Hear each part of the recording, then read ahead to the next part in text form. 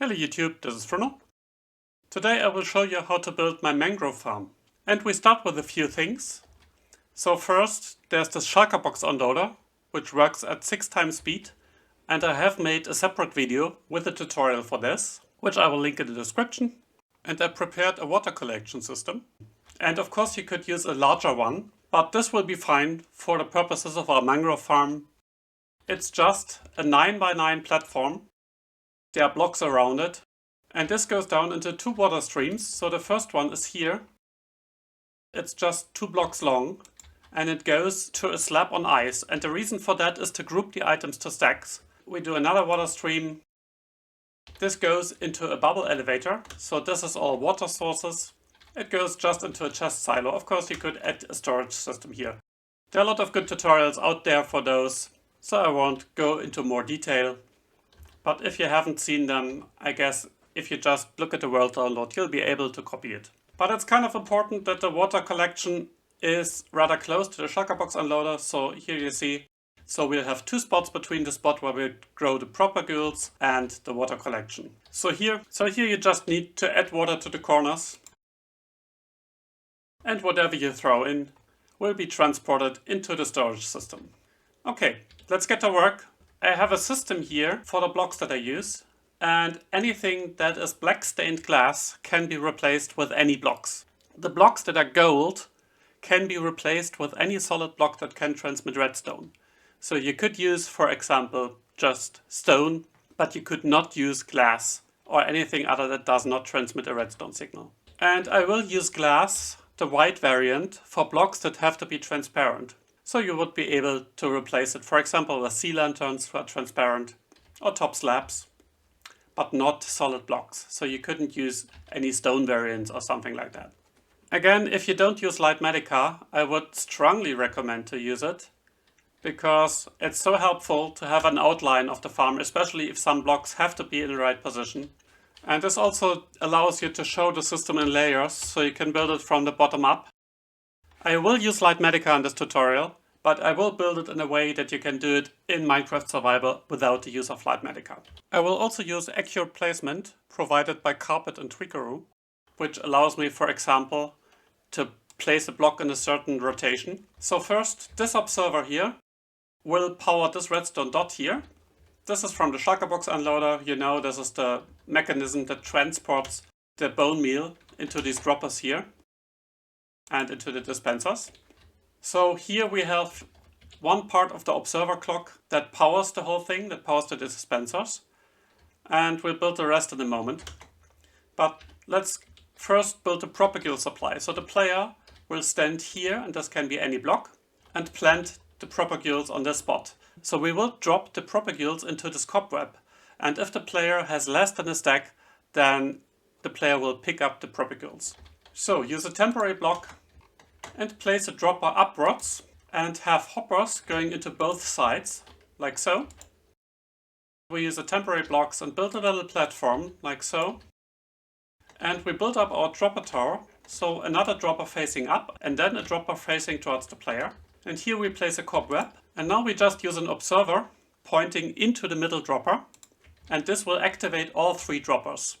So we have propagules in here. If you activate it a couple of times, the propagules will end up in the cobweb and can be picked up by the player, but if not, they will drop down into this hopper here and will go back into this dropper. We want to make sure that they don't despawn, so the hopper can't be full, so we'll leave a bit of place in this dropper here. So we will read the fullness of this dropper through a solid block using a comparator, and then we go into a solid block, and then we just put a redstone line here. And now if the redstone signal is 3 or stronger, this hopper here will be locked. Put our shulker box with the propagules here. They will fill this hopper until it reaches signal strength 3. And now if we get a signal here, we could use an observer clock. If the player picks up the propagules, we will replenish them from this shulker box. But if not, there will be enough space in this dropper to store the propagules. And of course you could do a shulker box unloader for the propagules as well. And now the next step is actually to build a platform. And we'll use Lightmedica to show where the platform goes. It has to be exactly 7 blocks over the spot where the propagule grows. this is height 64, then these blocks will be at height 71. So this is exactly over the propago. So we'll go out 4 blocks to this side, put a temporary block here, go out 2 blocks towards the water stream, 3 blocks to the back, and to the other side we need 5 blocks, but here we need 2 blocks that don't stick. So you could use glazed terracotta, or you could use furnaces or something, but don't use leaves. Okay, let's get rid of the temporary block and complete the platform here. So this is our platform. There's a hole here, and here we have an extra block. And now we add the 2 blocks that prevent the mangrove from growing wild. So these are very important, even though they don't serve any purpose in the redstone. And on top, we make a growth detection system. So we have a redstone torch, we have a redstone repeater going into the spot where the mangrove logs will grow. And then we put redstone here. Now if I have any type of solid block here, we get a redstone signal. And we need another block on top of this repeater. This is again to make sure the mangrove grows in the way we need it. And another one on top here. So what we now need on the very basic level is to push out the mangrove logs that have grown. And it goes like this. We have a glass block here, and we have one sticky piston pushing it, and another sticky piston pushing it from the back. So we will first activate this piston, and then this glass block will end up over here. And the way to power a double piston extender is like so. We need 2 redstone tick delays for the last piston from this activation signal here, 4 ticks for the second piston, and then we need immediately a redstone signal here. And this will make sure that it extends but also retracts, and also this piston will pull back any block that it was pushing. So that's our double piston extender. But of course we need a piston tower. We need a lot of pistons here on top of each other, and the other pistons must push logs because this is a growth restriction for the mangrove. So they have to be any type of logs.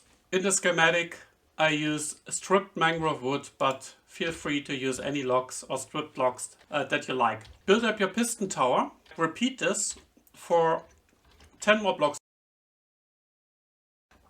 And now we'll wire the pistons just like we did here with a little change. This pot here is powered by these logs. So we'll run a redstone signal into them here, and we use quasi-connectivity. So this block will power 2 pistons. The same on the other side. So what we need is a tower of blocks on this side and on the other side. Now we run a signal on that. This can be any block, but from there you need to use glass. So you make a stair like this. And then you put redstone dust here. And we do the same on the other side. We go up 1 block, use a temporary block, and then a block that transmits a redstone signal. And then we build another redstone tower using transparent blocks.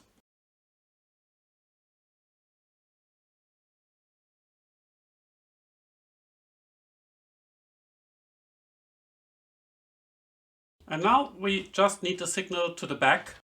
And again we use any block here, transparent or not, put redstone on it. And then with a temporary block here, put 2 solid blocks here, redstone on all of them, and make another redstone ladder.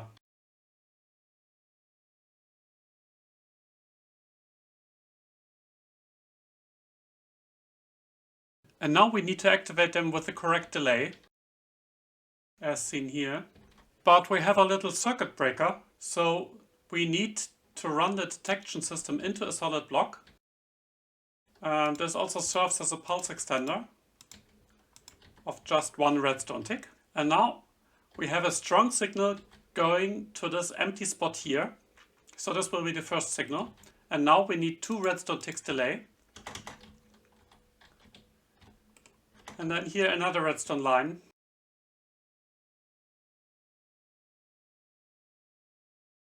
With another 2 ticks delay. So this side has a total of 4 ticks delay. And the back piston 2 ticks. And now what we have done is if something grows here, we'll push it out. But now comes our circuit breaker, and the thing is we might hit the push limit. Now I'll just put an immovable block here. And now, even if we remove this block, these pistons will not correctly update it. So now nothing can grow. We have to prevent this. So what we add here is a little circuit breaker. And let's do our platform here. And we have a sticky piston going out to this side. And we need a solid block here. And now we first have a pulse extender. So we have redstone here in these positions. One repeater going to this side, one repeater going to the other side, into a solid block. And then we need a repeater going out. And then we just have a slow clock. So we have one repeater facing into a solid block here. Redstone torch and another repeater facing into a solid block here. So this clock is now running. And then we initialize the whole thing with a redstone torch on a target block. And now what happens is this. If we don't have anything here, then this pulse extender will be enabled all the time. This clock is deactivated because it's blocked by this redstone signal here, and the piston is extended. Now, if we have normal growth here, then this block will be pushed out so fast that this pulse extender doesn't run out. So it just takes a second or so. This pulse extender will be powered all of the time. But if we reach the push limit, eventually this pulse extender will run out. So let's place a block here and observe that after 2.5 seconds this clock starts to run, and it will periodically pull out this block here. And this means that we will try to push it again. At some point the TNT duper will break the extra blocks, and the blocks are pushed out and everything returns back to normal. Hopefully the next time the blocks are pushed out immediately. So this is a circuit breaker. Now there remains one rather ugly problem. Usually if the pistons are extended, nothing can grow. But if the pistons are in the process of retracting, it could happen that something grows while the pistons retract, and we end up in a configuration with mangrove roots in here and a glass block here, and this means our farm is broken.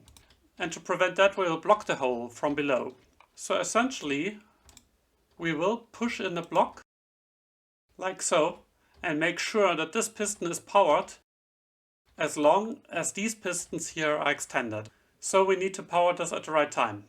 And I just realized that we probably want a node block here to be independent of redstone update order. And now two things happen. Now forget about all what happens back here. If we have a redstone signal here, this piston will already be extended and block this hole due to quasi-connectivity. So that's not a problem. However, as soon as these pistons have pushed out this block, this piston below has already retracted, even though the back pistons are still extended. So we need to extend the time that the piston is out for a bit. That's the way to do it. So first we need a solid block from this side against the piston, and we need another node block for the piston that comes below in a moment. And then we run a redstone signal, like so, and we put a solid block here. And now we just take the signal from this repeater down here. But that's not enough.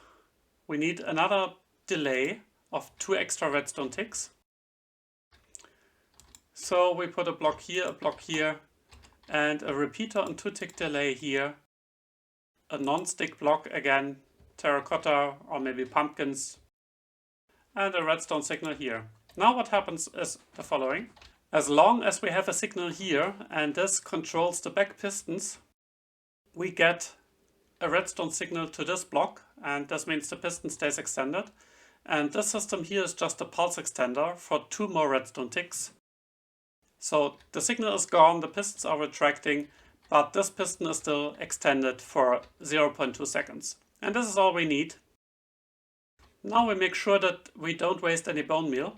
So we run another piston, like so. And quasi-connectivity makes sure that whenever this piston is powered, this piston is powered here. And we need this node block to update the piston. We just use a bit of slime and put an observer here against the slime. So now our dispensers are powering. However, if this piston is extended, and we'll just put an on-off switch here, that has the same effect. So if this piston is extended, we stop the clock here. And we will also give a signal to this observer here.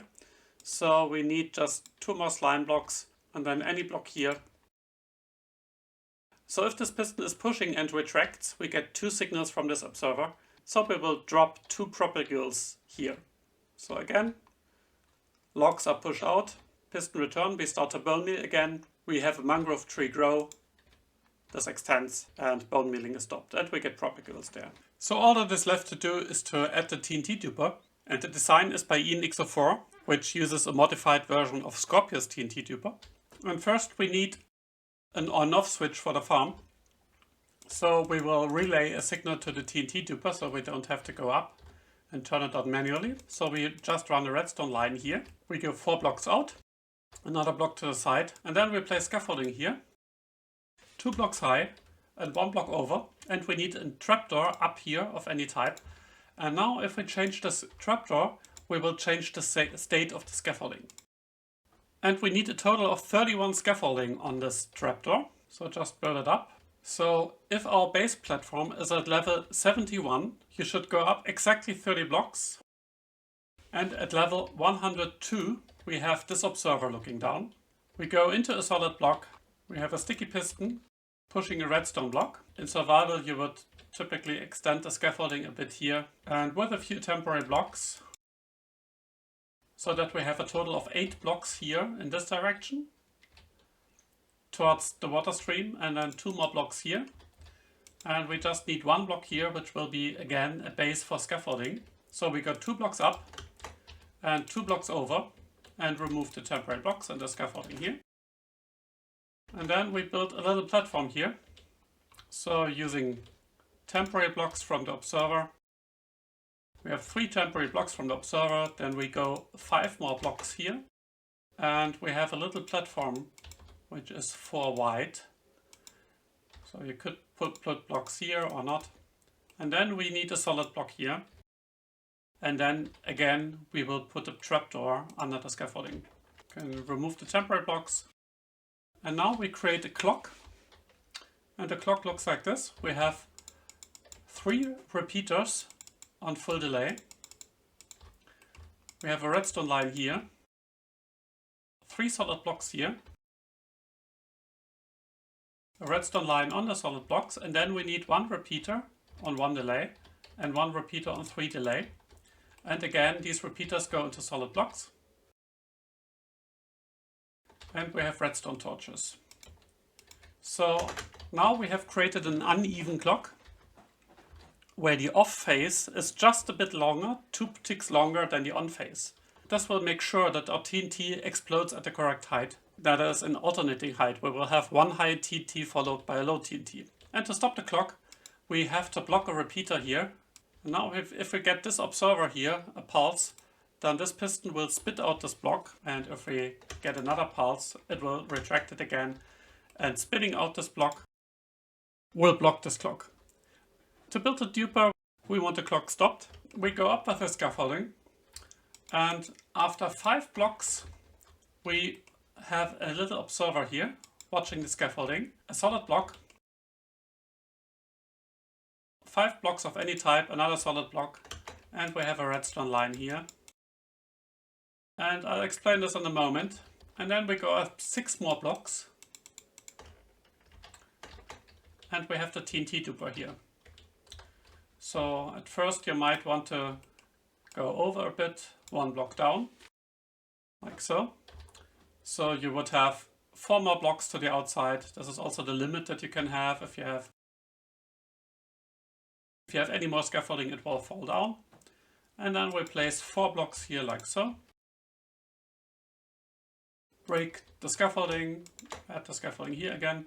And now you have an observer watching the scaffolding and a piston pushing out from the observer. We have another observer looking to this side.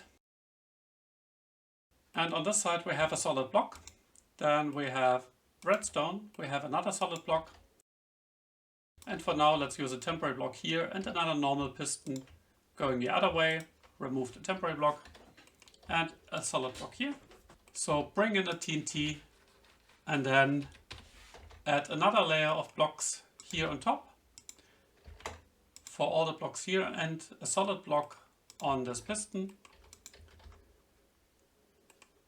Redstone here, here and here. Now this is important, this is a waterlogged slab. So you need to put any type of slab here and then you need to waterlog it, connect the redstone. And here another redstone. So it looks like this. And what happens is that if this observer reads a pulse, this piston will push over the TNT will be ignited. If no other pulse comes, then the TNT will explode in the water, and TNT in the water doesn't do any damage. However, if we get another pulse, let's say after 2 seconds, then this piston will push over the TNT again, but the ignited TNT will be pushed out after that. So we have a fresh ignited TNT, and the first TNT is pushed out. So for example, if you have a clock that is on 2 seconds, the ignited TNT would be held for 2 seconds here in the duper, drop out, and this is why we don't have to build a TNT duper higher up, because the TNT will explode just 2 seconds after falling out of the duper. Oh, we forgot a piston here. This piston will just make sure that every second TNT will be pushed over, and these will be the TNT that explode high in the farm. Now check that everything is aligned correctly. So this here is exactly over a hole in our collection system. So the TNT is exactly over this block, which is 6 blocks away from the platform, 8 blocks away from the spot where our mangrove generates, and 1 block to the side. We're done with our farm. So our base state is that the lever is on, the observer clock here is disabled, the trapdoor is open, and the redstone block here blocks the clock. And if we enable the farm by just switching off this lever, we will see that in a moment the TNT duper starts working, so the signal needs about 2 seconds to go up. And we should also see that the higher TNT is pushed 1 block to the left from my standpoint. And this is just a question of piston timing, that this piston is able to push every second TNT. And this will improve the chances that the blocks that are broken high up in the farm fall into the water stream and not land on the rest of the mangrove trees. So this increases the rates just a little bit. And now on survival, you would just stand here, close enough to get propagules from this cobweb, block off all of your inventory, and then just start placing the propagules by holding the right click. And I will go to free cam, and you see the mangrove trees are already growing, and that's the farm. If you run the farm for the first time, do check for bee nests after generating a few trees. So in this case, the bee nest probably wouldn't hurt, but if the bee nest generates, for example, in this spot, it would block the pistons here. But after the first couple of trees, all of the spots for bees are blocked. And also don't leave the TNT duper running if you leave the area, because there's a rather high chance that the TNT duper will break. So always turn off the farm before you go and wait until the TNT is stopped. I hope this helps you with building the farm, and leave a like if you want to see more tutorials like that. Thanks for watching and see you next time. Bye bye!